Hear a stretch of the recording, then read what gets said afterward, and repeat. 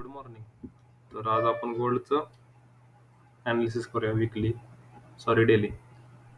तर वीकमध्ये जर आपण बघायला गेलो तर मार्केटमध्ये एक बुलिश कॅन्डल तयार झाल्या आणि त्याच्यानंतर मार्केट थोडं कन्फ्युजिंग सिनेरिओमध्ये आहे, का तर ऑल टाईम हायला आहे. त्याच्यामुळे मार्केट थोडं कन्फ्युजिंग सिनेरिओमध्ये आहे. जर आपण डेलीत बघितलं तर डेलीत बघा काय झालंय. मार्केट ऑल टाईम हायला आहे आणि हायर हायस तयार करते, पण एवढं कन्फर्मेशन नाही की मार्केट मूव्ह कसं देऊ शकते. त्यामुळे थोडंसं वेट करून आपण ट्रेड करू.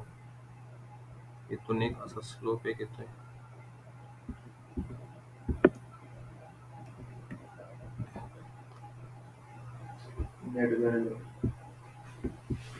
आणि EMA पण खाली आहे. जर आपण 1 आवर मध्ये बघितलं तर 1 आवर मध्ये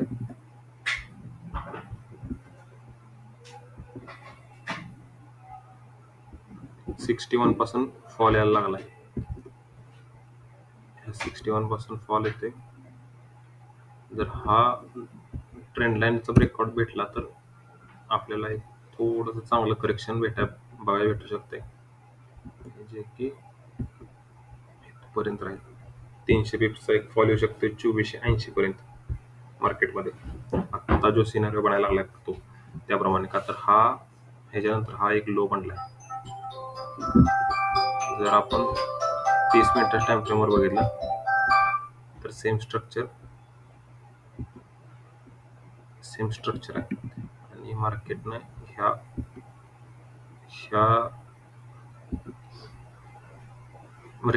सपोर्टला आता रेजिस्टन्स ऍक्ट करायला लागले मार्केट, आणि तिथूनच फॉल आलाय. 5 मिनिटं जर बघितलं तिथं तर डबल टॉप टाईप पॅटर्न बनलाय. इथून चान्सेस आहेत की फॉल येऊ शकतोय.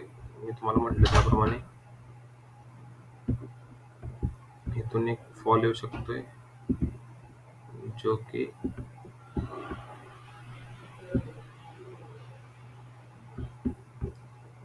टार्गेट राहील हा लो. तर ही ट्रेंड लाईन पण आहे. ट्रेंड लाईन जर ब्रेकआउट झाला तर चांगला आपल्याला फॉल बघायला भेटू शकते. तर असं आपलं आजचं गोल्डचं स्ट्रक्चर आहे. थँक्यू.